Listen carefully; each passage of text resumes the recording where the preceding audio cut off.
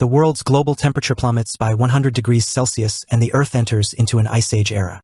Over a staggering 85% of the world's population die frozen. And after weeks of freezing, the world experiences a shutdown of all its infrastructure overnight. The protagonist of this story, Han Feng, is the only one able to sit at home with water and electricity, enjoying a glass of premium wine by the boiler. Neighbors in the homeowner housing complex residents chat group began to complain. In this extreme cold, people are sure to freeze to death. And even if they don't freeze, they'll starve. But Han Feng has stockpiled enough supplies to last him 10 lifetimes before the apocalypse arrived. And this was all possible because Han Feng died and had been reborn 17 days before the apocalypse. At this moment, a reporter on the news warns everyone to stay inside as the temperature continued to drop with no signs of stopping. But everyone shouldn't give up hope because the government hasn't forgotten about them. As long as they unite and stand together, they will overcome this crisis. This news was cut off mid-speech as a plane freezes in mid-air and crashes right into the unfortunate reporter, killing him instantly. And the entire ordeal was broadcast on any television still working. Meanwhile, inside a building stocked with rations and almost frozen foods, someone with silent footsteps was creeping around with a bloody iron bat. The person was the tenant of the apartment, Han Feng. Suddenly, a female voice calls his name from outside his apartment. So as Han Feng peeps through the hole in his door, he was surprised to see his school friend and crush, Lee Hyona, a young blonde baddie with a 38D melons and crazy curves that could render any man into having salacious thoughts. And her current victim was Han Feng. Hyona was shivering in the cold, tears in her eyes, knocking on Han Feng's door. Han Feng, blushing profusely, immediately opens his door. It's already deadly cold, so as Han Feng asks what Hyona was doing at his place, he also tells her to come inside, reminding her that it was dangerous and freezing outside. However, upon entering midway, Hyona suddenly grabbed the door and kissed Han Feng on the mouth. Han Feng was in a daze, and before he could understand what was going on, Hyona started playing with her tongue, then continued to suck Han Feng dry with her mouth. This continued for quite a few minutes. However, as soon as the deed was done, a bewildered Han Feng, wiping his drool from his mouth, questioned what's gotten into Hyona. She kissed him the second he opened the door. Hyona, with a seductive tone, whispered that she realized Han Feng was the only one she loved all along, and that act just now was the declaration of her love. You're the only one I'm supposed to be with. And as the saying goes, it takes a near-death experience like this crisis to see a person's true colors, to see who they really are. Someone who would be there for you no matter what. Hyona said this in a hopeful and seductive voice, rendering Han Feng speechless at those words. He couldn't believe his goddess was finally noticing him as more than just a loser. He was so shocked that he just stood there, frozen on the spot and not responding. Seeing this, Hyona gently grabbed Han Feng's hand and placed it on her 38D bouncy melons, then whispered in Han Feng's ear, telling him that if he didn't believe her, he should feel her heartbeat. Also, she continued that she was willing to do anything. And I mean anything that Han Feng wanted. Anything? This sudden revelation shook Han Feng's world. His heart was beating faster than his brain could comprehend what was happening. Is this really happening, or is it all a dream? As Han Feng was lost in his thoughts, Hyona decided to make the first move herself. So with her hand seductively placed on Han Feng's ass, her leg was also placed in between his legs as well. Hyona then started to slowly rub Han Feng's hot iron rod, over and over again. At that moment, Han Feng started to vibrate like an old tractor's engine. His heart felt like it was about to explode at any given second. He finally replied that Hyona had no idea how much her words meant to him. And as he tried to continue, Hyona gently grabbed his face, whispering and insisting he needn't say anything. She knows and understands his true feelings for her. And now, Han Feng knows hers as well. She requested Han Feng to close his eyes because she had a gift for him. As soon as Han Feng did, someone grabbed the door, and with all the might the person could muster, he smashed Han Feng's head. Blood splattered everywhere. And as blood continued to gush out from Han Feng's head, Hyona and her real boyfriend checked out the supplies Han Feng had in his apartment. Meanwhile, Han Feng, lying on the deadly cold floor, started to go numb. He was unable to move his arms, his entire body, and slowly his vision became blurry. He couldn't believe this was the gift Hyona was referring to. I mean, how the fuck is this a gift? And to make matters even worse, Hyona and her boyfriend decided to get all nasty right in front of him. This was the reward Hyona was going to receive for her Oscar-worthy performance earlier. Her boyfriend said. Han Feng couldn't believe what he was seeing. To him, they were like devils. Han Feng swore that if there was a next life, He will never be a bootlicker again. Then, suddenly, something strange happened. Through the darkness, Han Feng saw a flicker of light ahead of him, and somehow he was being pulled towards it. As he got closer, the light began to shine brighter and brighter. Han Feng felt its warmth too. He extended his hand, reaching for it. He thought it was the path which will lead him to heaven. However, as soon as Han Feng touched the light, it turned red, and suddenly, Han Feng's entire soul started to burn. Then, his soul started shredding into pieces, his screams echoing the silent abyss. And finally, after what felt like an eternity, Han Feng woke up, covered in sweat and completely exhausted. The first thing Han Feng saw and immediately felt was the warm sunlight coming through the window. Huh? Where am I? Han Feng was in a state of confusion as he continued to stare outside through his apartment window, and just like that, 30 minutes passed by like a bullet. Han Feng stood up, went to his balcony, and once again, he continued to bask in the warmth of the sun. He never thought in a million years that he would ever feel this warmth again. Han Feng had checked the date. It was June 28th, and based on his memory from his previous life, the apocalypse onset was on July 15th, 17 days from now. And although he was supposed to be dead, for some mysterious reason, he came back in time, just enough time before the apocalypse. This also meant he'd been reborn. His desperate wish was granted in his final moments. But enough about that, he thought. There was something strange happening with Han Feng's body, specifically his hand. Ever since he woke up, his right hand was continuously glowing red, and he had no clue what it was or how to make it stop. According to Han Feng, it also didn't hurt or anything. It just felt a little bit warm, and as it doesn't seem to do anything, Han Feng thought he was imagining things at the beginning. But then, in the middle of his thoughts, a heavy sneeze came out of him. When he opened his eyes, his red, glowing hand had changed to green. Huh? What's going on? In addition, the green glow became bigger and bigger, freaking the shit out of him. Wasn't it troublesome enough that his right hand started glowing red? But now it was green. Seriously, what the actual fuck is going on? Han Feng became frustrated and confused with the beams of light shooting out of his hand. He wondered how science could justify his glowing color-changing right hand. Soon after, the green glow shrunk in size, and it seemed like Han Feng could change the intensity of the green glow with his will, something he couldn't do with the red glow. But after a few minutes of failing to snuff out his glowing right hand, another serious issue came up. He immediately sat on his sofa as his legs gave out. Han Feng started feeling like all his energy was leaving his body. He felt completely drained. Wait, is this because of the green light? Growing more and more frustrated, Han Feng shook his hand violently, trying to stop it from glowing. Damn it! What the hell is this thing? But suddenly his eyes widened when a thought came to his mind. Hang on a sec. What if I got a superpower? You know, like a cheat skill in manhwas that the protagonist of the story always seems to get. Well, no shit, my friend. With this newfound theory, Han Feng grabbed a kitchen knife, thinking if he held a weapon, some reaction might happen. But nothing happened. Oh, come on. Seriously, but wait. Something did happen as his stomach started to growl, making him feel like he would pass out any moment if he didn't eat something. Feeling defeated, he went to his fridge, and as he opened it to find something to eat, he realized that the entire fridge was empty. This was bad. If I don't eat something soon, I'm gonna pass out and probably die out of hunger. But at that very moment, Han Feng noticed a jar full of roasted soybeans. He remembered that it was a leftover snacks he had from before the apocalypse. And although it wasn't exactly a full meal, he was desperate. I mean, what else could he do?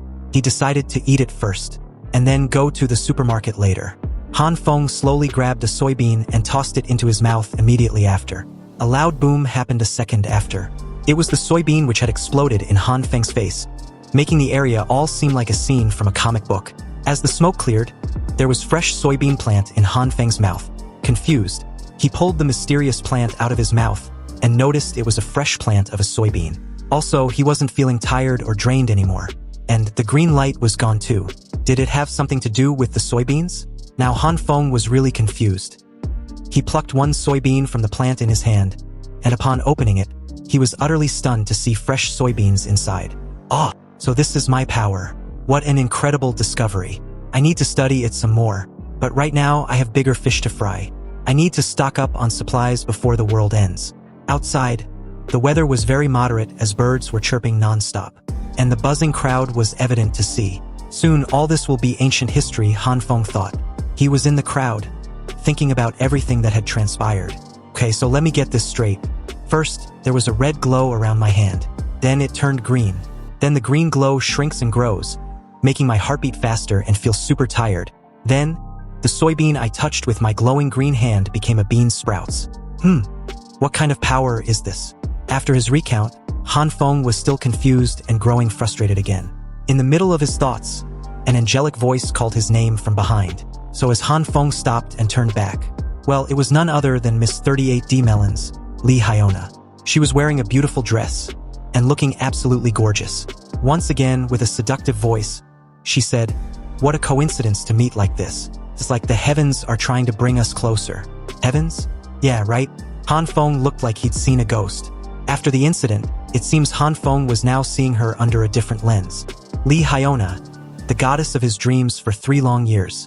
Han Feng had done everything to make her happy, even though he knew he was a loser, a fallback guy for her. But Han Feng never in a million years thought that this two-faced bitch would end up killing him. He was furious. His whole body was trembling with uncontrolled rage. Realizing this, Han Feng calms himself. Now's not the time for revenge. Not yet. After all, revenge is a dish best served cold. He needed to secure supplies first. In the middle of his thoughts, Hyona called Han Feng's name numerous times, but Han Feng was lost in his own world, thinking. Hyona, pretending to be worried, asked if Han Feng was okay. Why is he spacing out? Han Feng, with a nervous smile, politely explained that Hyona was looking beautiful today, so her beauty made him space out. This compliment made Hyona blush, but right after that, a knowing smile crept on her lips, making her quite smug and also revealing who she really was. She continued her angelic act with a weird, seductive voice, offering that they go do some shopping together now that they've run into each other. But Han Feng just straight up declines and left, saying he couldn't go today. Hyona was speechless at what just happened. She couldn't believe Han Feng would be on the path of a bootlicker counterattack. How could this bootlicker reject my offer? Meanwhile, Han Feng was proud of himself. He saw through Hyona's intention to use him as her personal ATM. After a while, Han Feng finally reached his desired destination, Waldemar, the city's Walmart, and also the largest and most well-stocked supermarket in the East region. When the Ice Age hit, this place was cleaned out overnight, and nobody found out who was responsible. Han Feng had decided to stock up as much as he could before the apocalypse. With the aid of the internet, Han Feng searched for a survival guide for the ice apocalypse. He found a list of things he needed, which included food, winter clothes, medicines, and all the other necessary supplies and steps. But right now, the biggest problem was that Han Feng didn't have the money to stock up on all the supplies on the list. And although he had the ability to grow food, what good is it if he didn't have the food to grow in the first place? He was once again frustrated. Han Feng started cursing with any vile thing he could think of. But suddenly, a familiar notification sound prompted him to check his phone. And when he did, he was startled. It was a message about a personal loan. Since Han Feng's credit score was great, he was eligible for a loan. Seeing this, a great idea immediately came to mind. Han Feng began to install every app that give personal loans. He smirked, knowing that there were plenty of ways to get a loan, and he wouldn't have to pay it back after the apocalypse, as money would be nothing but a useless piece of paper. Meanwhile, on the streets, a can was kicked by someone in a not-so-gentle way. The person was no other than Hyona. She was absolutely furious with his bootlicker. Hyona was still stuck up on the fact that a loser like Han Feng ignored her. Han Feng was just one of her many simps, so how dare he denies her? A pathetic loser who didn't even have his own car. Hyona swore she would never play nice with Han Feng again. But at that moment, a car horn startled her. So when she turned her head to the side, the car also stopped beside her. As the SUV's window lowered, Hyona was surprised to see Han Feng inside. He even waved at her. Dumbfounded, Hyona couldn't believe her eyes. She questioned if the SUV belongs to Han Feng. Yeah, I just got it, Han Feng said with a smile. He then continued that his dad had been killing it in his business in the US, so he wired him some money a few hours ago. He also just dropped his dad off at the airport. Hyona was still processing all this. After realizing Han Feng was a great human wallet to have, Hyona's entire personality did a 180. She immediately got all emotional and sentimental, crying and apologizing, saying she was really sorry for asking Han Feng to go shopping with her that morning, when he was going to pick up his dad from the airport. Hyona then made a cute and sorrowful face as she wipes off her fake tears. She played the victim card, saying Han Feng was really cold towards her, that she thought maybe he was ditching her, his best friend. Silly girl. Han Feng's entire demeanor changed when he said this. He was more confident and seductive. He gently grabbed Hyona's waist, pulled her close, and while holding her chin delicately, he said, "Why would I ever ditch you? Hyona, you're the most important person in the world to me." Again, that mischievous, knowing smile crept on her lips once more, showing her true nature. Then, the Oscar-worthy performance was once more on display. Hyona pretended to be all shy, then cast her gaze on the ground and said that Han Feng was also very special to her. Hyona then proceeds to ask, why don't they go watch a movie and have dinner together at a high-end restaurant? Hyona lifts her head up and asks what Han Feng thought about her suggestion. However, to her surprise, Han Feng was already gone. Huh? Where did he go? The noise behind her made her turn back, and when she did, Han Feng was assembling all the supplies in the back of his SUV. He explained that he still had to carry all the stuff upstairs, so he can't today. He was obviously busy. Even though Hyona was furious hearing this, she politely asked, "Why did you buy so much stuff? What's inside the boxes?" Han Feng casually explains that they were nothing special, just some stuff he likes. That's all. Then, feigning excitement, Han Feng said he also got a special gift for Hyona, and once he's less busy, they will meet up. This made Hyona extremely happy, so as she turned to leave, she made mention that she was really looking forward to the gift. Hyona also said that she was heading home. Hearing this, Han Feng nonchalantly replied that she better do just that. With her back turned, Hyona reverted to her true self, pleased. She was quite satisfied with herself, thinking she'd nailed it and got a great wallet at her disposal. On the other hand, Han Feng stole a cold glance from behind him, thinking he couldn't let Hyona find out about his little stockpiling. It's his ticket to surviving the apocalypse, after all. Han Feng couldn't wait to turn Hyona's world into a living nightmare when the apocalypse hits. She and the guy that helped in killing him. Han Feng's expression turned sinister, like that of a grim reaper. He was actually starting to look forward to the apocalypse. The days rolled by and just like that, bam! July 15th, the day the apocalypse arrives. But before that there was heavy snow first. Then, the temperature eventually plummets to minus 20 degrees Celsius. Over the next month, the temperature will continue to drop gradually, reaching a new low of minus 70 degrees Celsius. By that time, the world will be encased in ice and snow, making it impossible to go outside. That's why Han Feng had to prepare before that very day. He needs to stock up on enough food supplies, but he couldn't let his neighbors suspect his sudden hoarding. So Han Feng had his packages sealed in hazardous boxes, and the sensitive supplies like medical supplies are moved by Han Feng at night when no one's around. So with those issues sorted, the next issue was electricity. After the apocalypse hits, the power grid will be extremely unstable. So Han Feng got a generator and enough fuel to keep it running for at least a year. Also, the heating system will stop when the apocalypse hit, so Han Feng modified his house for independent heating, and also reinforced his doors and windows while he was at it. He also dedicated an entire room for storing his supplies too. By the time he finished getting everything ready, it was already July 14th, and the beginning of the apocalypse was the very next day. Finally, it was time for the main event, and thus, discovering the mystery behind how his power works. Han Feng knew that to survive in the upcoming Ice Age apocalypse, relying solely on the supplies he'd accumulated won't be enough. He needed a long-term solution, and the key was to find out more about his power to manipulate plants. After all, it was his last hope. Han Feng had cooked the soybeans he grew and decided to eat them to check if they were edible. Staring nervously at his spoon full of cooked soybeans, Han Feng was hesitant, and rightfully so. He had no clue what to expect if he eats it, but Han Feng knew that if he didn't try, he would never know. And with his ability acting so random, it was difficult to figure out its triggers. So as he takes a deep breath, Han Feng took a bite, and to his surprise, it was edible. And not only that, it also tasted just like any normal soybean. In fact, it was extremely delicious that Han Feng finished half his plate before he even realized it. After the confirmation that he can now produce food, the next step Han Feng thought was to figure out how this ability of his actually worked. So far, he'd only tried it on soybeans. Han Feng opened his fridge, which was now fully stocked with all kinds of food. He decided to test if his ability also worked on other plants. Hours passed just like that, and before he even realized it, the sun had already set. Han Feng found it difficult to open his eyes, so when he eventually did, he questioned himself if he'd pass out. He was also holding a fresh vegetable in his hand. Han Feng's head was spinning, and he also felt extremely exhausted. Around him were various vegetables and black substances, like a pile of dirt, scattered around him.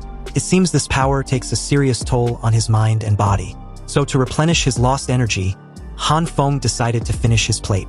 As he was eating, Han Feng was inwardly delighted about the progress he'd made so far. He had learned something new about his ability, so as he continues to stare at his right hand, he recollects his progress. Before Han Feng blacked out earlier, he tried using his power on a bunch of different plants. Some vegetables didn't react at all. Some grew from seeds to full-grown plants, just like the soybean seeds. And some, well, they just exploded in Han Feng's face. But the weird aspect of it was, after the explosion, they turned into a coal-like substance that was extremely light. Seeing this made Han Feng try heating it. Then, voila! He found out that they could be used as regular coal, which made Han Feng extremely pleased with himself. This meant he wouldn't have to worry about a way of staying warm forever. Afterward, he tried many more times, but the success rate was extremely low. However, Han Feng started to notice a pattern. When he remained calm and focused, there was some reaction. So he tried to remain calm and focused when activating his ability. And to his surprise, a fresh broccoli grew instantly in his hand. This was when Han Feng passed out immediately after. Back to the present, Han Feng was contemplating. He couldn't find any significant patterns at all. But he knew deep within him, like a gut feeling, that there was definitely some kind of principle behind how his ability works. Having some understanding of the activating conditions, Han Feng placed the fresh broccoli on his table and sat in the lotus position trying to meditate. He imagined himself out in nature, standing naked, making his mind and body a part of nature. As Han Feng slowly opens his eyes, he was delighted to see that it was a success. It was as he suspected. His ability was directly connected to his consciousness. Han Feng didn't feel like his energy was being drained, and the green glow was a lot calmer and brighter. Then, he decided to use it on a fresh, juicy meat. Han Feng picked out a fresh, juicy meat with his glowing green hand, expecting it to grow, but there was no reaction. He tried meditating while holding it. Again, nothing happened. Then, he remembered when he was meditating, he could sense two distinct colors, and he hadn't even tried using the red color yet. This prompted him to once again close his eyes and try to summon the red light. Several minutes passed by, but nothing happened. Then, finally, after what seems like a while, the red light was activated and started covering the whole piece of meat. Han Feng opened his eyes moments after when he smelled something odd. Immediately upon opening his eyes, he got disgusted. The meat looked spoiled to the extent that just the smell was enough to make him want to puke. He threw the meat on the floor, but after a while, curiosity got the best of him as he came back to check what the meat had really turned into. Han Feng was a little disappointed. Upon close inspection, the meat actually looked like it's been cooked or close to being rotten or something. Seeing this, Han Feng thought to himself, is this all the red light could do? Heat things up like this?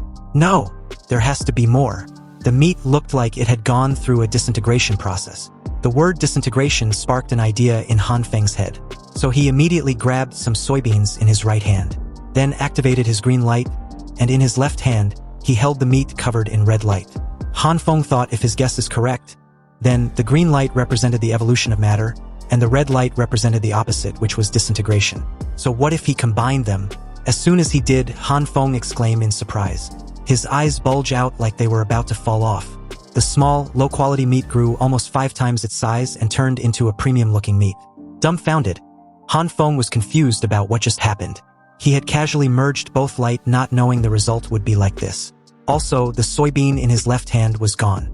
Did it merge with the meat? Han Feng checked the meat up close, smelling and tasting it also. But the meat looked, felt, and smelled exactly like a real meat, and was even somehow fresher, like a premium meat.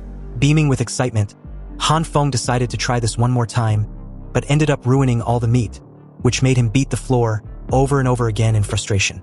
Having enough, Han Feng thought he will just have to figure it out later. He stared at his glowing hands and thought his day was really productive as he figured out a bit about his abilities. He knew that if he mastered his power, he could become the only man standing at the pinnacle of the imminent apocalyptic world. But just as he was daydreaming, another thought came to mind that froze him on the spot. Han Feng had forgot about weapons. Han Feng immediately packed all the food back into a box. But in the middle of his packing, it started to snow outside. It is here, Han Feng thought. It was finally happening. The apocalypse had started. It was really happening. After that, Han Feng, wearing warm clothes, was walking on the streets, deep in thoughts. In just a few hours, the entire streets were being covered with snow. Han Feng knew the temperature will drop to below 45 within the week. Everyone around him were enjoying the snow, not knowing how disastrous it would become later on. However, Han Feng wasn't bothered about such matter. He needed a gun. And although buying a gun was illegal, Han Feng couldn't even buy one if he tried. He didn't exactly have any connections to get one. Just then, a sharp voice pierced Han Feng's ears. The source of the voice belonged to a young man with an exaggerated fashion style, acting all high and mighty, with no actual work to do. He is always roaming the streets, aimlessly. Everyone knew him as Homeless Joe. But his real name is Li Zi, and the people around him calls him Brother Li. Li Zi lives in the same neighborhood as Han Feng. Li Zi is reputed to be in charge of big construction projects and seems to know everyone around, but the truth is, he doesn't have a proper job. Also, he always claims and acts like he's busy. The only thing he has is some connections with some big shots and even gangsters, and that's the only reason Han Feng thought of him. He was the only man Han Feng knew of who could get guns for him. So with a nervous look, Han Feng called his name, waving as he did so. But when Li Zi turned his head to take a look at Han Feng, his face was filled with annoyance, like he's been interrupted in a huge business meeting. He asked if he knew Han Feng. Han Feng explained that they met a while ago and live in the same neighborhood. Li Zi, acting bored, said he was pretty busy, so Han Feng shouldn't blame him for his bad memory. Anyway, what can I do for you? Then Han Feng immediately looked from side to side, and after confirming that there was no one around, Han Feng came close to Li Zi and whispered in his ear, asking if he's ever dealt with guns. This shocked Li Zi greatly, so he asked why Han Feng needed a gun. Han Feng remained silent for a while, feeling guilty. Seeing Han Feng's silence, Li Zi assumed Han Feng was going to do something illegal with it, so he warned him not to try any funny business. Guns were dangerous, and although he's got connections, he's not going to help Han Feng get entangled with anything dangerous. But Han Feng, on the spot, came up with an excuse. He explains it wasn't what Li Zi was thinking. He only wants it for self-defense. A flashback shows a day not long ago. While Han Feng was riding his bike to work, he ran into an old man who was spitting everywhere, so he spat right on Han Feng's face. Han Feng confronted the old man, insisting he apologize, but the man spat on his face again. This made Han Feng furious, so he gave him a good beating. As the old man left, he said he'd get back at Han Feng. And sure enough, the very next day, the same old man came up with his gang and fucked Han Feng up. Still, to this day, whenever they see Han Feng, a good beating soon followed. Han Feng's life became a living hell. He'd never been so humiliated, so that's why he needed the gun for self-defense. Seeing Li Zi becoming all worked up and angry surprised Han Feng. He didn't expect this cliché story to work, let alone to this degree. Li Zi grabbed Han Feng by the shoulder and told him to say no more. From this moment onwards, his big brother Li got him covered. Li Zi proceeds to tell Han Feng that he would make sure to fulfill his request. Now, Han Feng needs to follow him to the bus stop to hop on one. Li Zi told Han Feng his Mercedes was in service, so they need to make do with the bus service. Han Feng expected this, so he wasn't surprised. Although Li Zi was a big talker and liked to bluff, he's not a bad person. So Han Feng took out the keys to his SUV, telling Li Zi not to worry about it. He had a car. Seeing this, Li Zi couldn't help but be surprised. Soon after, the two were in the SUV, and as Han Feng was driving, Li Zi was really impressed. He didn't think Han Feng was a rich kid. Then, Li Zi took out his phone and started taking and posting pictures on social media, boasting about driving his new car. Finally, after a while, they reached their destination. And from the looks of it, people on the streets were already feeling the cold. They made some fire to warm themselves. As soon as Li Zi got out of the SUV, everyone around came close to him. They were surprised and shocked, asking what business he had doing there. Also, what's with this SUV? How much was it? Hearing this, Li Zi casually said it wasn't something much, just 700 grand, give or take. Meanwhile, Han Feng was speechless hearing this. He thought that it was bold for Li Zi to tell everyone that he owned a car right in front of the actual owner. As they went inside, the boss, who was leisurely sitting on his sofa, asked Li Zi what he was doing at his place at a time like this. Li Zi was a little nervous, so first he offered Boss Lu some cigarette, then introduced Han Feng, saying he wanted to buy a gun. Hearing this, the Boss Lu took a quick look at Han Feng, which sent chills down his spine. That's it. A lousy gun. I thought you were bringing me something interesting, Boss Lu said with a smirk. He then tells one of his men, Xiangzi, to give Han Feng a handgun. The price was 6 grand. Hearing Boss Lu made mention of a handgun, Han Feng, still nervous, asked if he could get something a little longer. You know, like the one with a scope.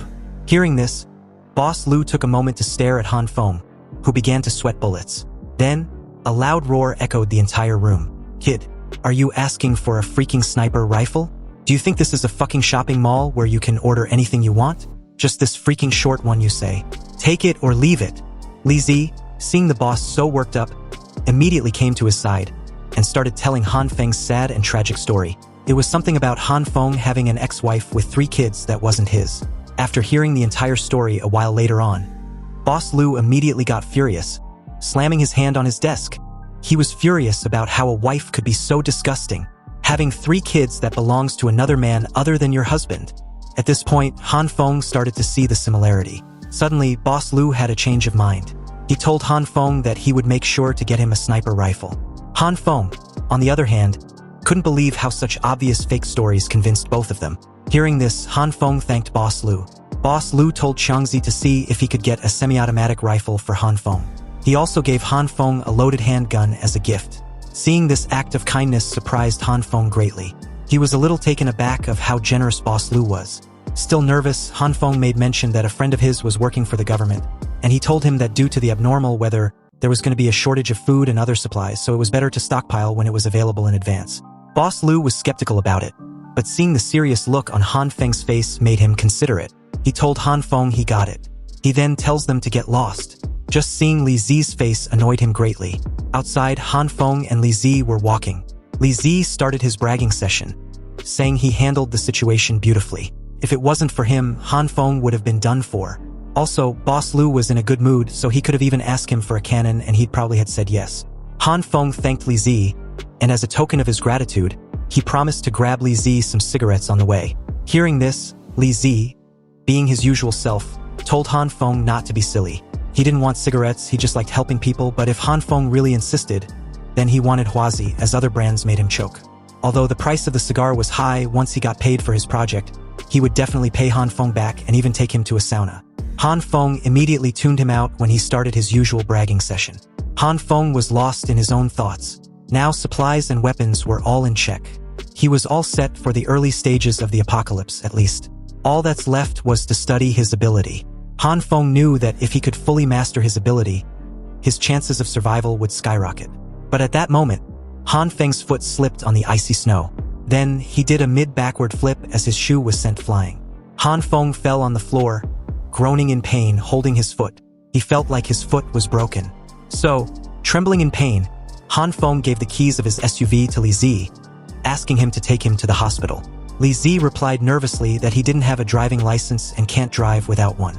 So with great effort, Li Zi lifts Han Feng onto his shoulder. He looked like he had eaten a bowl of raw pepper and would pass out any moment. And Han Feng, well, he was speechless with his current situation. He told Li Zi to just get a taxi. Meanwhile, the snowstorm was getting heavier and worsening by the minute.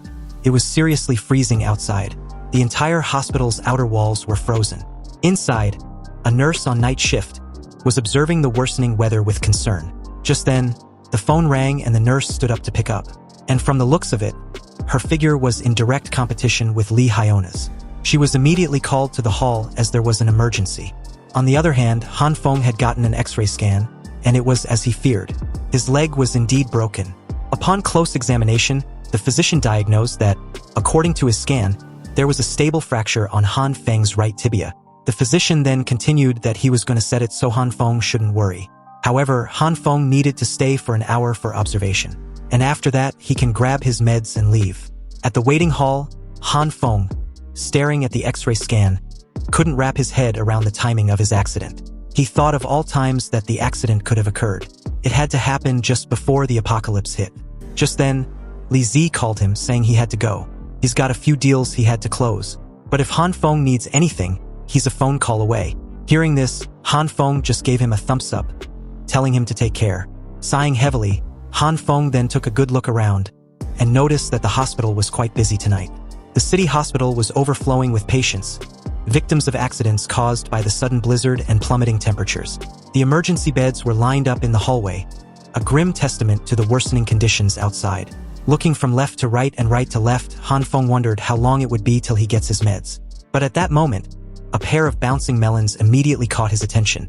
Unable to look away, Han Feng continued to stare at them like a creep. These extraordinary pair of beauties belonged to Nurse Jean, a head nurse of the hospital, who happens to be checking a patient who had several severe wounds. After checking that his vitals were stable, she told the attending nurse to administer another dose of glucose in 10 minutes. Also, if the patient's heart drops below 80, administer an epinephrine. On the other end of the hall, Han Feng was observing the head nurse with an evident blush. He thought she was amazing. To become a head nurse at such a young age was indeed an amazing feat, and not only that, Nurse Zhan was incredibly skilled, kind to every patient, and doesn't seem to have a chip on her shoulder. But the most important and obvious thing to notice about her was that she was drop-dead gorgeous. A pretty face and a well-defined good body. It seems she got everything going for her. However, she was also way too clueless about her charm and surroundings. Her behavior exposes herself often, and the disturbing part was that she wasn't self-conscious about it. Like at all. And Han Feng noticed that about her right away. But he seems not to be the only one. An old man sitting beside him called her over, claiming it was an emergency. Hearing this, Nurse Zhan was polite and rushed over. She apologized to the old man for any inconvenience. They were a bit short-staffed at the moment. Anyway, can I come a bit later to help you? She asked. But the old man replied that his back suddenly started hurting. And it's been getting worse lately. Unbeknownst to Nurse Zhan, the old man took out his phone and started recording her from underneath her uniform. He asked Nurse Zhan if she could take a look and find out what's causing it. But the clueless head nurse apologized again, saying they'll need to get an X-ray to be sure of the cause. Just like all perverts, the old geezer insisted the nurse took a look anyway. He reached out his hand and forcefully grabbed the waist of the head nurse. Nurse Zhan was ticklish and uncomfortable with the old man's behavior, so she told the old pervert to wait for the resident physician to examine him. Hearing this boldened the old geezer's actions, so he slowly lowered his hands down Nurse Zhan's ass, intending to give it a squeeze. But at that precise moment, something flew towards his way. Then, bam! Seconds later, the old pervert was seen on the floor, groaning in pain. Seeing this, Nurse Zhan asked the old geezer if he was okay, but Han Feng appeared at the scene, apologizing for hitting the old man with his crutches. He claimed it was his first time using them. Han Feng then bends down and took the old man's phone, claiming he was checking whether it was broken. This immediately alarmed the old man, who told Han Feng not to touch his phone. But it was too late. Han Feng was already checking the content displayed on the screen. His expression became dark as his entire presence was dim with an ominous aura. He didn't even notice that the bandages on his leg had loosened and fallen off. Everything was just as he suspected. This fucking old geezer got some nerve, filming up a nurse's skirt and even molesting her in public. Han Feng showed the old man the video and asked for a good reason why he shouldn't call security, and have them escort the old man to a police station where they love perverts like him. Han Feng told the old man to scram, and he shouldn't dream of getting his phone back. Also, the next time Han Feng sees his creepy face, everything he did was going straight to the internet.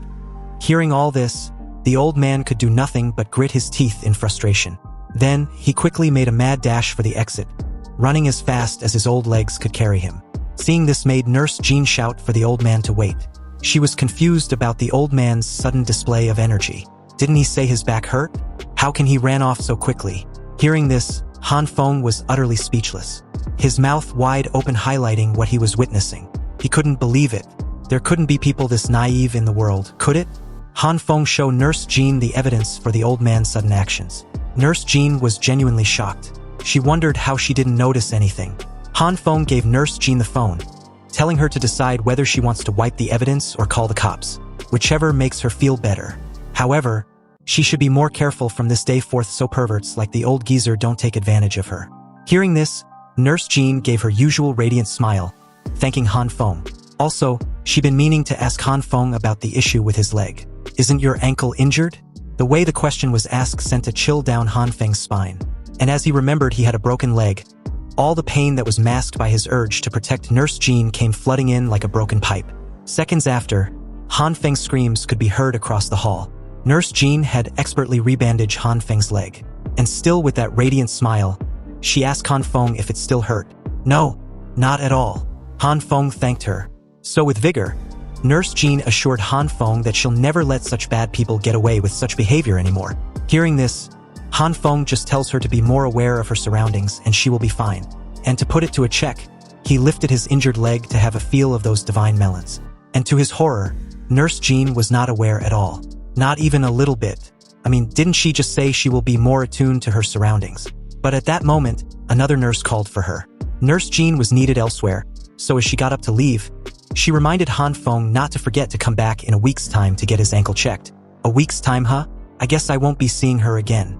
Han Feng thought of this as he got up, grabbed his crutches and left the hospital scene. The very next day, the snowstorm got even worse than before. It was becoming more and more difficult to even take a walk outside. Every channel was interrupted with an urgent news. It was announced that all regions in the country was experiencing the same icy weather, and other countries worldwide was no different. However, experts and specialists from 46 other countries have all gathered at UN to discuss the weather's anomaly. But one thing was certain, according to their experts, the snowstorm won't last long. So everyone should follow the guidelines issued by the government and refrain from hoarding supplies and spreading rumors. However, Han Feng, enjoying a glass of premium wine in his apartment while listening to the government's bullshit, thought it was typical for them to do so to keep their citizens from panicking. If Han Feng hadn't been reborn, he would have also believed in the pile of shit they were spouting. Anyway, he was prepared this time around. His supplies were fully stocked, and his house was reinforced to withstand almost any form of break-in and has its own heating system. He needn't worry about his survival for a long while. At that moment, a ding sound brought Han Feng from his reverie, and as he checked his chat group for the housing complex residents of his building, almost everyone was delighted with the current situation the world was facing. They were glad to be lazing around without going to school or work. However, one message got Han Feng's attention. Someone with the chat name of Mysterious Person had announced that the Ice Age apocalypse was about to begin.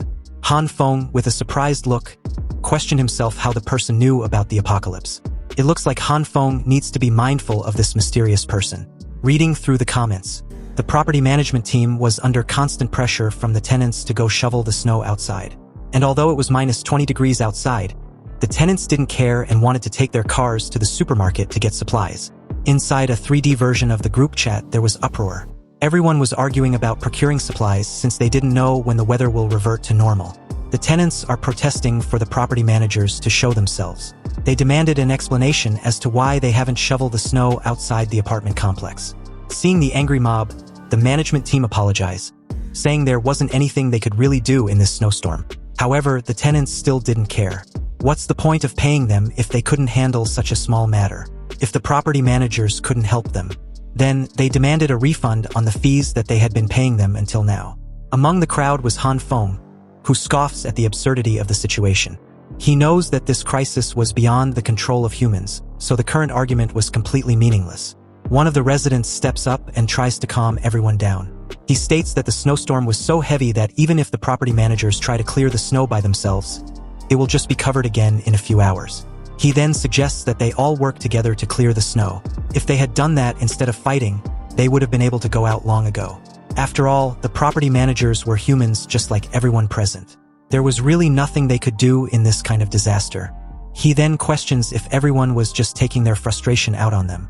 Hearing this, some of the residents question why they were the ones being lectured. Why was the person speaking on behalf of the property management team? Was he the owner? They have been paying the property managers for such situations like this, so why should they waste their energy helping? However, Glasses Man replied that he wasn't speaking on behalf of the property management team. He was speaking objectively and realistically. Besides, driving a car to the supermarket was impossible. And even if they do manage to clear the roads in their neighborhood, who could guarantee that the roads outside were also cleared? Hearing this, the angry tenants asked Glasses Man what they should do then. Upon hearing this, Glasses Man was delighted. So he proceeds to suggest that they walk to the supermarket. If everyone present agrees, he will personally go outside with the property management team to clear a footpath for everyone. It was in that moment that Han Feng seemed to have some recollection of Glasses Man. His name was Zhang, and if Han Feng remembers correctly, in his previous life, Zhang was a very lively person, and that's it. That's all he remembers. Seriously. But at that moment, another user cuts in, saying the matter at hand wasn't complicated, so why was everyone making it such a drag? Those who want to go outside should just clear the roads, and the ones who aren't should just shut their bitch ass up. Fighting for half a day just to clear some snow was very annoying. His disinterested attitude on the matter was evident to see, so he immediately logged out as quickly as he logged in, leaving everyone speechless. As brief silence ensues, another user commented that he will also head outside to help. He wants the roads cleared quickly because he needed to help his good brother down the streets to discuss business worth millions. Han Feng immediately knew who the person was. After all, there was only one person who spoke in such a manner. Li Zi. Following Li Zi's volunteering service was a few others who also agreed to go shovel snow outside. Just as the discussion was nearing its end, Another user stole the spotlight. Raising her hand as well, she also wanted to shovel snow outside, but added she might be physically weak compared to everyone. Also, she had had a flu for the past 2 days, but Brother Zhang had set an example, so she was willing to help however she can. Han Feng, knowing firsthand the cunningness of the user, wondered if she really intended on going in the first place. Hearing that Hyona was willing to go do shoveling, all of her simps hopped in as well, saying that they are willing to cooperate. They were so many abled men, so how can they let their goddess shovel snow? She should just stay home, rest well, and recuperate. Hyona thanked everyone for their concern. Since they were insisting, she will have to trouble everyone and do what she had been told. Han Feng logged off, irritated by the bitch's acting. He can't help but admit that Hyona is really good at catching people's heart. Even he was a victim of her act once upon a time. And speaking of the devil, Li Hyona messaged Han Feng at that moment, asking what he has been up to lately. She also made mention that Han Feng promised her that he would contact her, so she's been waiting. Hyona then asks Han Feng a favor to go get her some supplies, then proceeds to send him a seductive selfie, wearing too little, despite the cold. Han Feng noticed this. After all, it was Hyona's usual tactics to get her bootlickers to do her bidding. Han Feng contemplated on how to reply her, and from the looks of it, Han Feng's reply made Hyona's poor phone face her wrath. She was really pissed with Han Feng's sudden path of a bootlicker counterattacks. On the 3rd day since it started snowing, the temperature was -20 degrees. In the early stages of the apocalypse, everyone still had the central heating system running, and the internet was still up and running, so everyone was living their lives as usual. Meanwhile, Han Feng was bored. Just on the 2nd day, and he was already bored to death.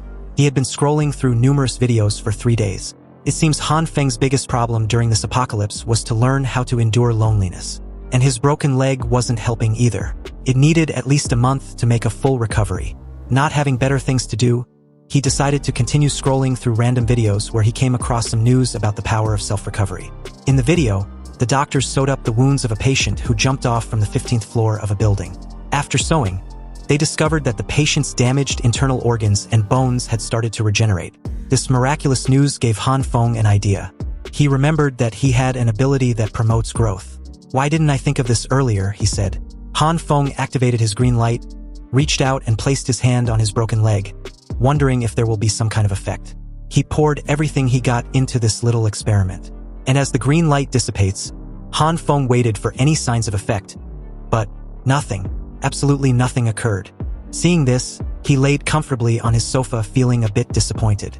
He thought that the green light would be able to help him recover his injury faster. Suddenly, drowsiness hits him hard, and after a single yawn, Han Feng was out cold. In his sea of consciousness, he dreams. He was wearing some tribal outfit while riding a mountain goat. And from what it seems, he was also traveling with these herd of goats.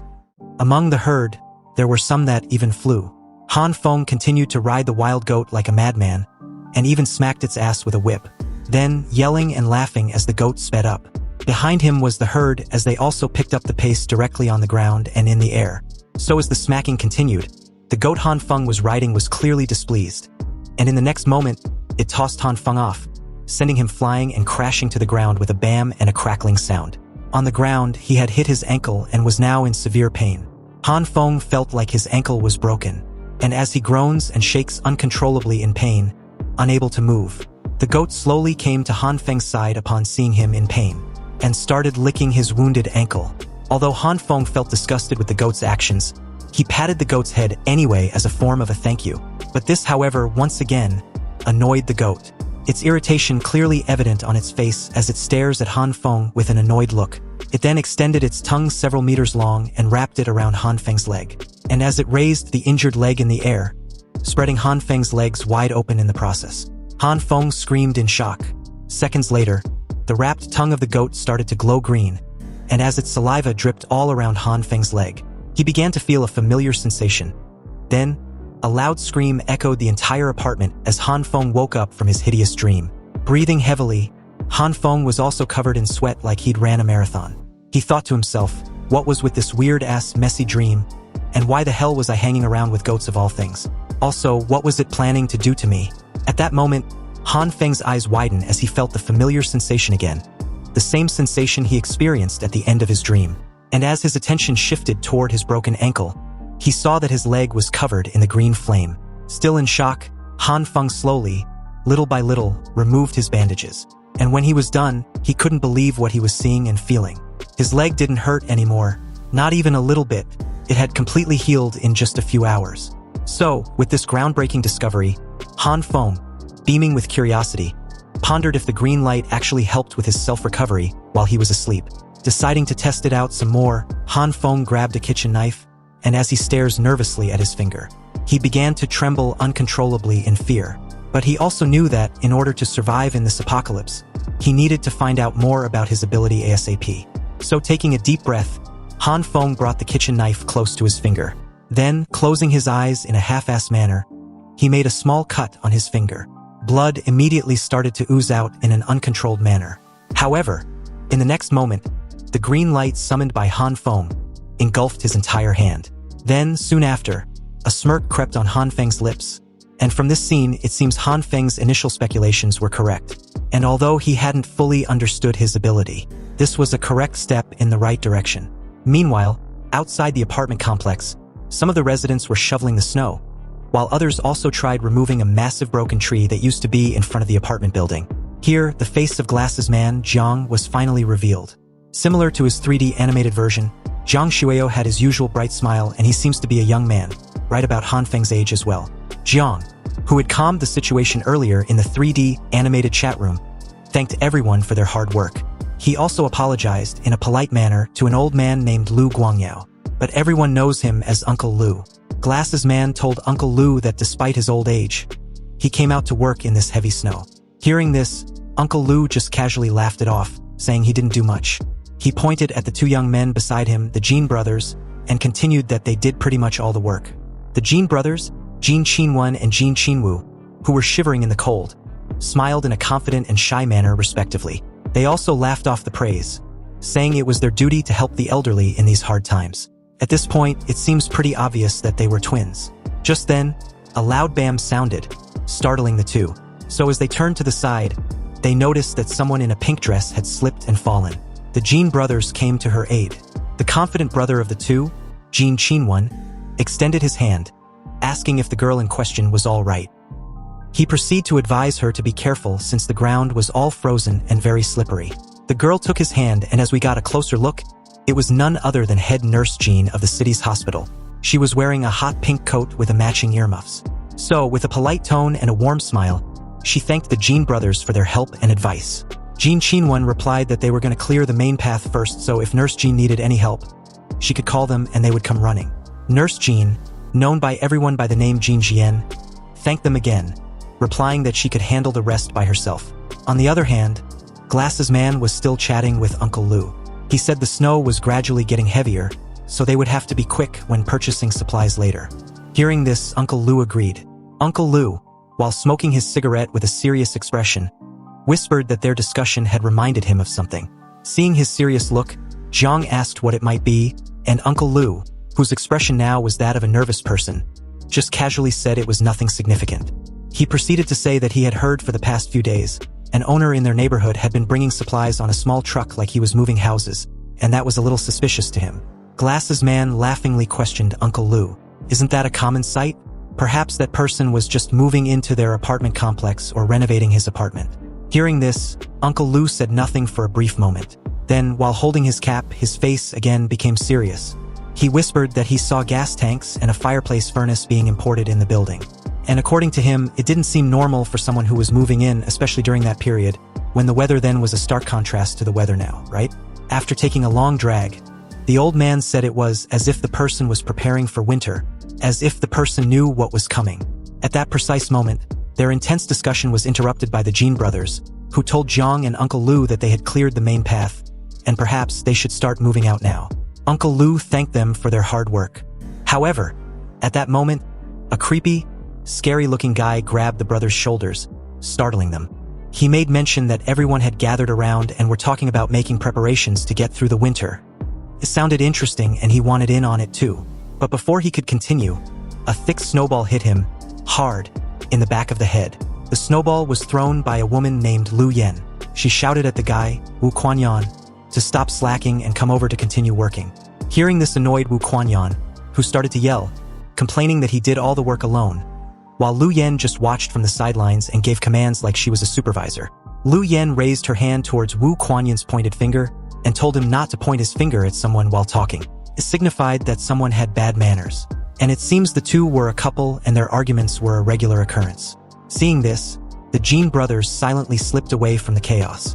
Glasses Man, with his usual demeanor, told them to stop quarreling. The main path was cleared and they needed to hurry up to get supplies. Hearing this, head nurse Zhan shouted for everyone to get ready to head out to the supermarket to buy some supplies. The twin brothers also wanted to buy supplies for themselves and for their parents also. But Uncle Lu, with a casual smile, once again, asked Glasses Man what his thoughts were on the matter. Does he think that person knew about this ice storm and stocked up in advance? Glasses Man said nothing and continued to stare at his phone with a serious expression. And after what seems like forever, he laughingly replied that he wasn't overly concerned about it. It was a brief snowstorm after all, and would pass in a few days. When it does, everyone's lives and everything would soon return to normal. As of now, he believes what Uncle Lu said wasn't related to the current weather. Maintaining his bright smile, Zhang pushed up his glasses and continued that, even if they were to assume the snowstorm doesn't stop and would only worsen over time, and if someone in their neighborhood possessed a huge amount of resources, wasn't that a good thing? Uncle Lu, scratching the back of his head, started to laugh when he heard this. I suppose you're right. It's true that the young ones indeed use their brains more, he replied. After a while, the snowstorm seemed to have gotten a little bit worse. So everyone, including Glasses Man, had their umbrellas up. Glasses Man then told everyone to queue up and ready themselves to move out. They shouldn't push anyone. The snowstorm was getting heavier and heavier, and they needed to try to hurry back in 3 hours when they've gotten the supplies. Soon, they all marched together toward the supermarket under the heavy snow. Meanwhile, an apartment from the lot had its lights on, and it seems that this apartment was not facing challenges as the rest were. Inside this apartment was Han Feng, who was passed out, drooling and covered in sweat. His situation was a direct opposite of what was happening outside his apartment. As Han Feng began to twist and turn on his sofa, someone started calling out to him, knocking on his door. Han Feng woke up, still half asleep, and as he wipes his drool, he opened the door. Han Feng apologized, saying he was asleep, hence why it took a while to open the door. At the door was none other than Li Zi. Li Zi had a smirking smile on his face, smoking a lit cigarette. He told Han Feng that he brought the item he wanted, a semi-automatic rifle. And just like that, Han Feng's drowsiness vanished immediately. Han Feng thanked Li Zi with a polite smile, but Li Zi replied that Han Feng shouldn't mention it.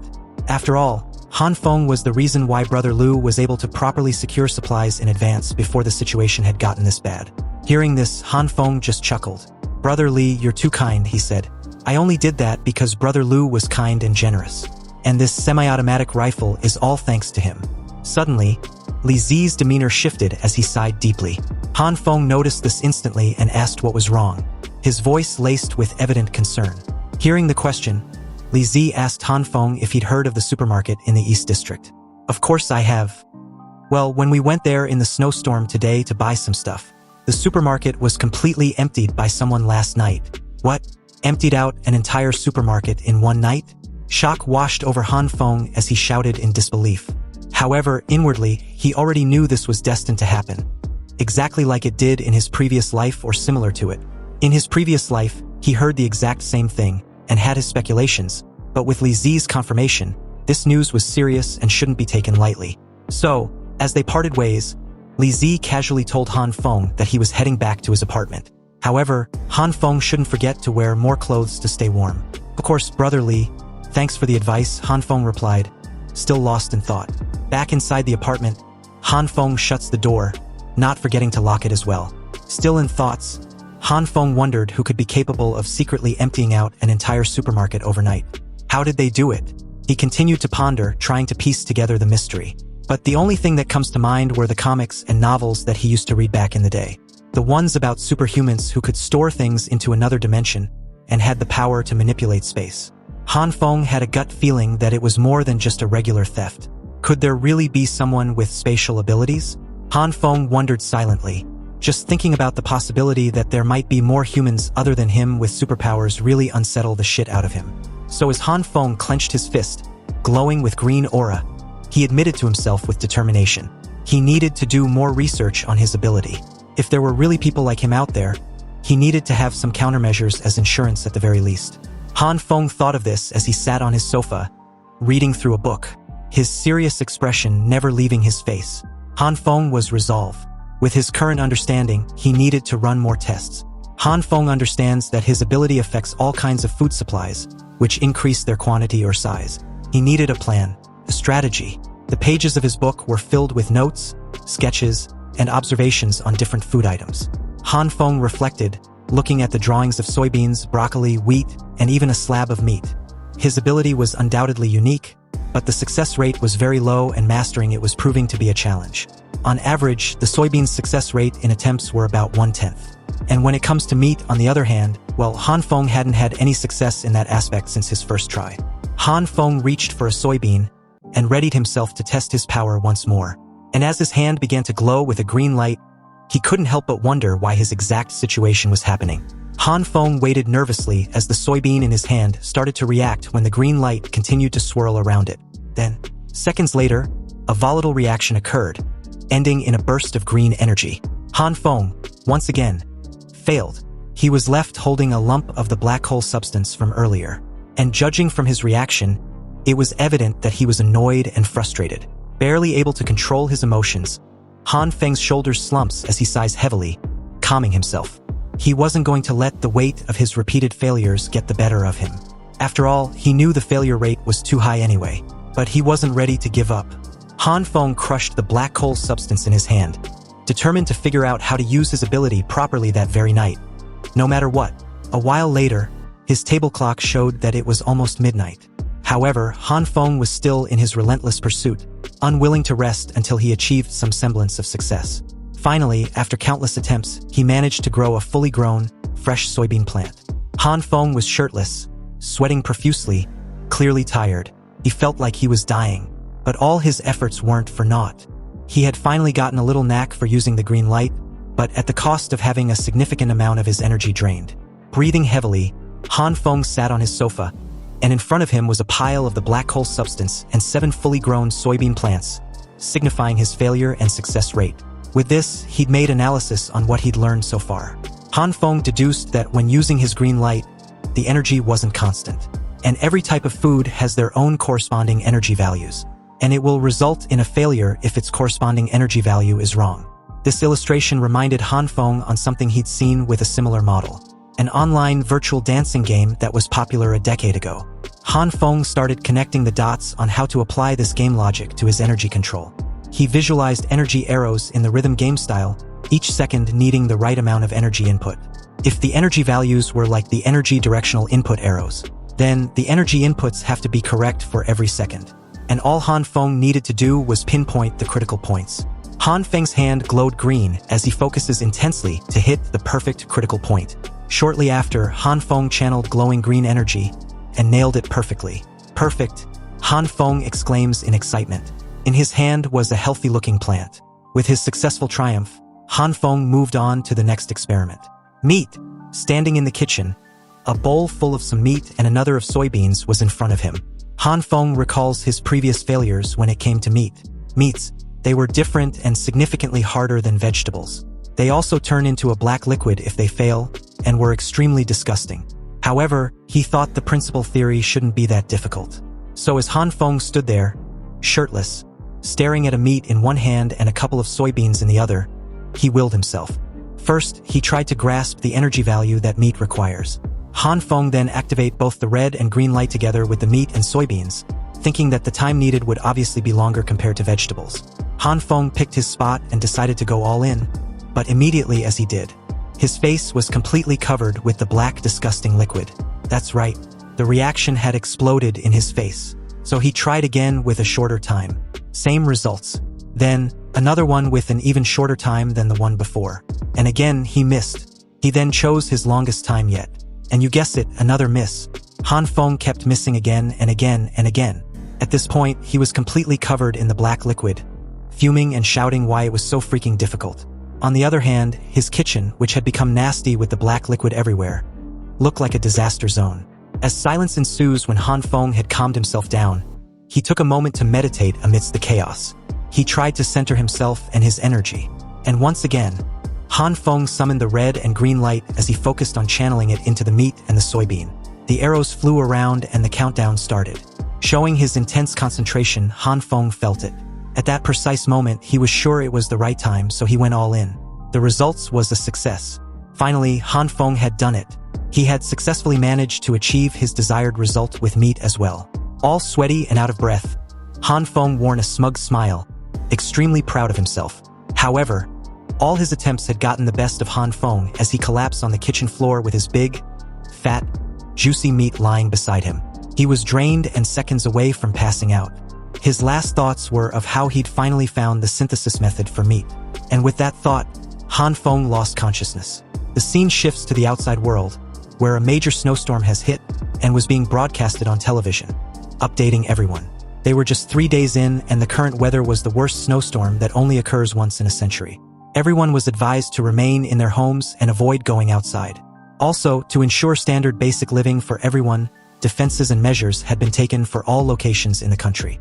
This woke Han Feng up, who lazily laid on his sofa, tired. He leisurely listened to the news with pretty much no concern. The news continued that the disaster was widespread, and efforts were being made to combat it. All means of transportation, electricity, and network services were starting to break down. But everyone should be patient and stay home. At this moment, Han Feng sat up and stretched out his tired muscles, gearing up for another day indoor. He knew that everything would start collapsing on this moment forth, just as it did in his previous life. And the government would also continue to spread their horseshit over and over till all broadcasting ceased. Besides, with the chaos outside, staying home was the best option. Just then, Han Feng's phone dinged. It was the neighborhood group chat. Already bored, he decided to check it out. In the 3D animated chat group, people were quarreling intensively. It was a complete shit show. Some neighbors were thinking of waiting for the government to save them, while others were skeptical and thinking about how to save themselves and hoarding supplies. But at that moment, Uncle Lu chimed in, asking everyone if they truly believe what the news said. Do you guys really think the news broadcasted by the government were true? Because if anyone believes that, then they got shit for brains. If the situation was under control like the news said, and the government really wanted to save them, then trucks full of supplies and a support team should have arrived long ago. But as of now, not even a single one had been seen to aid them. On the contrary, from what Uncle Lu had heard from his friends, armored vehicles, heavy weapons and tanks are heading towards their country's capital, City A. Based on this, there was only one possibility left. War. War was about to commence. Hearing this, everyone began to lose their shit. They crowded Uncle Lu, asking what they should do then. If what Uncle Lu said was true, then aren't they done for? Han Feng read the message with a skeptical look. What? A war is commencing? I think I had also heard about this before in my previous life, Han Feng thought. Back to the chat group. Glasses Man spoke up. If Uncle Lu's guess is really true, then we really have to start taking measures to save ourselves. There are already some owners in the neighborhood who have run out of food because they did not hoard enough. Moreover, we don't have a confirmed time of arrival of the support resources from the government. I think we should start organizing ourselves first and help those owners who are facing difficulties. Then, to add a dramatic effect, Glasses Man continued in a high-pitched voice, suggesting that the owners with ample food supplies should donate some of it to support the other owners who had run out. As a way to show his commitment, he was willing to start. Glasses Man was willing to donate half of his food supplies, and whoever needed it, at any time, should come looking for him. Hearing this, the crowd began to whisper among themselves. And from the looks of it, everyone was moved by Glasses Man's act of kindness and generosity. Wu Kuanyan deliberately singled out Li Hyona, asking if she intends on helping. Brother Jiang was right. Everyone in our neighborhood should help each other out to try to get through this crisis together. We can't just let those families starve in such a cold weather. Everyone, you can count me in on the donation as well. So what about you, Li Hyona? Will you be donating too? Upon reading the message, Hyona's face turned ugly. She was pissed, calling Wu Kuanyan a crazy bastard. There were so many people in the chat group, yet he had to ask her, "Is it because I rejected you before?" Hyona took on a sorrowful look and apologized, saying she didn't have any spare food supplies at home. Hearing this, one of her bootlickers immediately came to her defense, questioned why Wu Kuanyan had to ask Hyona. She didn't even have enough for herself like she said. Why don't you ask someone else? Wu Kuanyan replied that he didn't know, and he was just hoping that everyone would unite and help out one another. But if they can't guarantee true unity among themselves, then he won't be donating. What Wu Kuanyan said wasn't a lie. After all, no one wanted to become a sucker. Hearing this, The crowd fell silent for a while as everyone contemplated on their next action. Seconds later, a tenant among the crowd shouted, telling everyone that he wished to donate. Hearing this made others join in, donating all sort of things they can offer. Medicine, clothes, food, warm water, and stuff like that. Glasses Man expressed his thanks in place of the poor owners. Then, he suggested they appoint someone to be in charge of keeping the supplies gathered due to their quantity. And just like that, the interim owners committee was formed, and at the head was Glasses Man. They were to be an interim emergency committee that was responsible for supporting and planning of the donated supplies. Han Feng couldn't help but laugh. He remembers this event happening as well in his previous life. And if Han Feng recalls correctly, the interim committee was just a scheme to take the resources of anyone naive and foolish enough to believe in them. The days rolled by, and just like that, they were 6 days into the icy apocalypse. It was July 19th, and the temperature outside had already dropped to -40 degrees. The central heating system was no longer in working condition due to the extreme weather. Everyone thought of ways to keep themselves warm and maintain their body temperature. It was the same as his previous life. And this was just the beginning because the situation will only continue to get worse. But all these did not affect Han Feng. His heating system had enough to last for years. Han Feng was playing a video game, and in front of him was various snacks and drinks. A glass of refreshing Coca-Cola and an enticing cake were even part. It was as if the world outside was just an illusion. Han Feng was engrossed in his game until his phone rang. Picking up the call, the caller told Han Feng he was the person in charge of Block 8 of the building. And Han Feng, being the owner of apartment 1801 and part of Block 8, should head down to the basement car park to shovel snow outside. When Han Feng arrives, he should also sign in as everyone on their block did. Han Feng listened while he leisurely enjoyed his drink. However, upon hearing that he had to shovel snow outside, he was instantly annoyed. You see, the snow outside at this moment was so heavy that it would be considered suicide to use the means of manpower to clear it. About 30 minutes later, Han Feng, with a dejected attitude, arrived at the first floor's main lobby. The only reason Han Feng decided to join the shoveling team of his block was because he didn't want to have a fallout with his neighbors. He decided that it was best to lower the possibility of his neighbors finding out about his secret hoarding. However, looking at the pile of snow outside which had already sealed up the first floor entrance, everyone was amazed at the level at which the snow had piled up to. Their effort yesterday in clearing the snow outside was for naught. Seeing this, they eventually decided to open the door first, just to have a feel of what they were going to deal with. A fatty with an orange scarf called out to Han Feng to offer a helping hand in opening the door. Although Han Feng hated every moment he spent there, he approached the door anyway. Then, on the count of 3, the 3, with a considerable amount of effort, forcefully opened the door. Immediately upon opening, the massive blizzard that swept the entire area gave everyone the chill. They would have immediately gotten a frostbite if they hadn't had heavy clothes on. Everyone had to even close their eyes because of the extreme wind rushing inside. Han Feng began to shiver profusely under the intense cold. They might even die or get serious frostbite if they go out there. With the intense weather outside, only an idiot would go out to shovel snow. At that moment, someone came in, and upon hearing the person's voice, Han Feng was startled and immediately recognized the voice without looking behind him.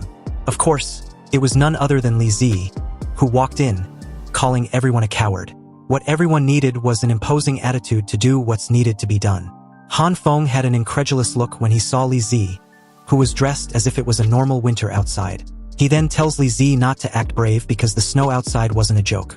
They should try waiting it out until the snowstorm stops. But Li Zi, being his usual self, scoffs at the idea. He took a long drag of his cigarette, then dived right into the snow with his self-proclaiming imposing attitude. Li Zi rushed into the pile of snow as everyone watches. Seconds later, the only thing visible was his shaped path created when he decided to flirt with death. Li Zi was less than 30 seconds inside the pile of snow when he cried repeatedly for help. 2 neighbors offered their assistance in dragging his freezing body out. Li Zi's face was blue as he coughed violently. They quickly shut the door tightly after. At this moment, Han Feng asked with concern if Li Zi was alright. But there was no reply as Li Zi shivered uncontrollably. Seeing this, Han Feng told everyone to call it a day. They had no way of knowing when the snowstorm will stop. So he suggested that they go back, look for the person in charge at the building's car park to sign their attendance. It was evident that the current degree of the snowstorm can no longer be solved with manpower. Back inside, the tenants had used the building's car park as a meeting ground for everyone. At this moment, Glasses Man tried to calm and assure the worried tenants about the need to be patient. The snow had indeed become too heavy to clear at the moment, so their only option was to wait for the snow to lighten up. Then, they will proceed as before. Also, the basement car park would be used as a station point to collect their donations. On the other hand, Han Feng, witnessing the commotion, had an annoyed look on his face. He was waiting in line to sign the attendance sheet, and upon seeing Glasses Man, he wondered if he was the person named Zhang, the one that spearheaded the interim owners committee to scam its donors. At the same time, Zhang once again thanked everyone for their donation. Zhang continued that he honestly didn't expect so many owners to donate their resources. Their generosity would help anyone in need or facing any difficulty in these hard times. Again, Glasses Man thanked the donors in place of their helpless neighbors. Hearing this, everyone was all smiles, thinking it would be a smooth sailing from this point forth. They began to compliment each other as some commented that it was the right thing to do. They need to help each other in this difficult times. As long as they're united, they would be able to get through this crisis. Hearing this, Han Feng sighed in a mocking demeanor. He silently thought, warning everyone to just wait. The snow was not going to end, and very soon they were going to regret their actions. After they were done with the sign-in, Li Zi, who was still shivering, told Han Feng he was heading upstairs first. Hearing this, Han Feng replied that he understood, but at that moment, a familiar figure caught his attention. In front of him was no other than head nurse Zhan, who was preoccupied with maneuvering through the crowd with her stuff. She was carrying a few boxes when she was pushed by someone unintentionally. But luckily for her, Han Feng caught her before she fell. Nurse Zhan opened her eyes and was surprised to see Han Feng. She recognized Han Feng immediately upon seeing him, and her immediate question after was directly about Han Feng's leg. Nurse Zhan questioned if Han Feng's leg was already healed. Hearing the question, Han Feng let go of Nurse Zhan, pointing his hands everywhere as he quickly made up an excuse on the spot. Han Feng claimed he had an incredible recovery speed since he was young, so a broken ankle is nothing to him. He had recovered in just a few days. Hearing this, Zhan Jian, although she might be a head nurse, but due to her innocent and gullible nature, she believed Han Feng on the spot, her eyes beaming with excitement as she exclaims how awesome Han Feng's situation was. Han Feng offered to carry the boxes for Nurse Zhan, but she replied that it was fine. Han Feng still insisted as Nurse Zhan commented that the boxes were very heavy. "Don't worry, I'm strong and capable. You can take this as a form of a thank you for helping me with my bandages at the hospital," he said. Hearing this, Nurse Zhan agreed. Han Feng almost fell on his knees when she handed them over. The boxes were indeed very heavy, so Han Feng asked what was inside. Nurse Zhan replied that they were mainly medical supplies, and she was donating them to the committee. Seeing that Han Feng was struggling to walk, Nurse Zhan, with her warm smile, asked to carry them, because it looks like it was too heavy for Han Feng. But Han Feng said that he didn't feel like he's carrying anything at all, so it was fine. Hearing this, Nurse Zhan replied that she might look small, but she is actually stronger than most guys. So Han Feng shouldn't push himself too hard just to help her. Curious, Han Feng asked if she had always been strong from a younger age. Not really. There's really a reason behind it. Nurse Zhan said this with a sad demeanor, recalling something. But upon seeing Han Feng's curious stare, she decided against saying anything. She apologized, saying that it was nothing serious worth mentioning. It was just something she actually couldn't explain anyway. At that moment, Nurse Zhan recalls never asking Han Feng's name. "Han Feng. My name is Han Feng." Hearing this, Nurse Zhan also introduced herself, mentioning that her name was Zhan Shui. "It's a pleasure to meet you," she said. Seeing Zhan Shui's radiant smile, Han Feng began to blush like a cherry tomato. Zhan Shui asked what Han Feng does for a living. "Oh, about that. I'm unemployed." Hearing this, Zhan Shui was a little taken aback. Seeing this, Han Feng asked what was so surprising about an unemployed person. Before Zhan Shui could explain herself, someone bumped into her from behind, causing her to crash into Han Feng. Her bouncing melons were the first to make contact, and immediately as Han Feng felt those heavenly twin beauties, their degree of softness made Han Feng's eyes bulged out as he stares at them with an undivided attention. Zhan Shui quickly retreated, apologizing as usual. Han Feng replied that it was fine. After all, it wasn't her doing. Unbeknownst to the two, Hyona was passing by, and she immediately spotted Han Feng. Seeing a possible threat, Hyona called out to Han Feng, asking why she wasn't informed that Han Feng was at the car park. Hyona then quickly rushed and grabbed Han Feng's arm to control the situation. Also, she deliberately hugged Han Feng's arms tightly to her 38D melons, not knowing she had been beaten in that department from that point forth. Hyona asked Han Feng if Jin Shui was his friend. At that moment, before Han Feng could even get a word out, Jin Shui had already retrieved her boxes from Han Feng and was leaving with an embarrassing look, as if she was caught doing something she shouldn't. She told the two to continue chatting while she headed to the committee station. There was no need to disturb Han Feng any further. Jin Shui thanked Han Feng and proceeded to say that she could carry the boxes by herself for the rest of the way. So with those rushed words, Han Feng could only reply with an okay. Jin Shui rushed out of there like it was a fire drill. Staring at Jin Shui's hurried pace, Han Feng questioned Hyona why she came over to interrupt them. Hearing this, Hyona feigned a bright smile and replied that she just wanted to say hello.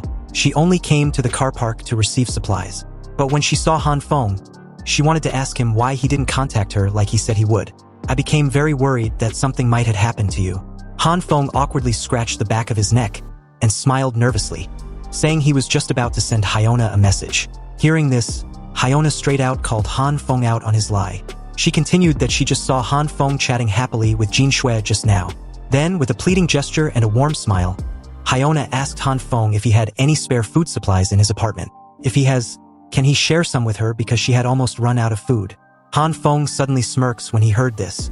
He told Hyona that he didn't have much food left, but he was willing to share some with her. However, Hyona still hadn't replied to the message he sent a few days ago. So how about it? You want to come to my place and accompany me for a few days? Han Feng asked this with a smug look. Upon hearing this, Hyona was speechless. She was shocked by Han Feng's newly found boldness. Hyona got over her initial shock and told Han Feng that she didn't understand what he meant at that time.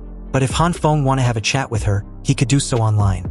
Hearing this, Han Feng spared no time with her anymore and began to leave, saying Hyona looks like she wasn't on board with the idea. So he was heading back to his apartment. Hyona's face turned ugly when she heard this, but seeing that Han Feng wasn't kidding around, she immediately grabbed Han Feng's jacket and asked him to wait. She proceeds to say that recently, she feels like Han Feng had changed. Is Han Feng doubting her feelings about him? He should know that she had always been very serious about her feelings towards him. It's just that she doesn't want anyone to think she is only with him because he is rich now. So can Han Feng give her a little more time? Hyona asked this with her usual cute, pitiful, sad face that always works on her bootlickers. Knowing exactly what Hyona was trying to do, Han Feng contemplated on what to do. If he hadn't already died once, he would have believed her. Han Feng really wanted to tear off Hyona's ugly mask off right now and be done with her. Just rip the bandage off, but that would be too easy and unsatisfying. Also, if he didn't find the identity of the man behind Hyona, then... Wait, why do I have to look for him? Han Feng at that moment suddenly had an idea. A brilliant one. He just needed to do exactly what he did in his previous life, and Hyona will bring over his boyfriend again. All Han Feng needs to do was wait patiently and prepare for it. So with these thoughts, Han Feng changed his strategy. He told Hyona that he was just teasing her. This revelation startled her for a brief moment. So Han Feng grabbed her by the arms and told her that he was just joking around, waiting for her reply. But now that he knows it, he will deliver some food supplies to her by tomorrow. Hearing this, Hyona praised Han Feng, saying that he was the best. Hyona quickly made the move to leave first, satisfied that what she wanted was accomplished. She waved goodbye, telling Han Feng that she was heading back first. If Han Feng wants to talk to her about anything else, he could do it online. Hearing this, Han Feng just told her to take care as he also waved her a goodbye. As Hyona turned to leave, she couldn't help but smile mischievously from ear to ear, pleased with herself. On the other hand, Han Feng also did the same as he watched Hyona's retreating figure. So 2 days slowly dragged by at a snail's pace, and the snowstorm outside hadn't shown any signs of stopping. If anything, it was getting worse by the day. But this didn't matter to Han Feng. He didn't give a shit. Back in his apartment, Hyona had been blowing up his phone non-stop, asking what Han Feng had been doing. Is he going to deliver the supplies like he said he would? Why was he not replying her? The messages just kept coming in. However, Han Feng didn't pay any mind to it. In front of him was a deliciously homemade dish. As he took a bite, Han Feng was in cloud nine, savoring the taste. Blissful and absolutely delicious. That's what he thought. And the weather was too perfect for such a nice and warm meal.